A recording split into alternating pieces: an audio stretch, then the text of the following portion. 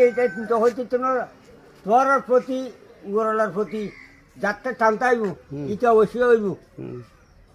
chairman হনব উপজেলা chairman হনব হন হইব নইব জানা গ্যারান্টি দিচ্ছিতাম না এটা বল খেলার মাঠে লাগবে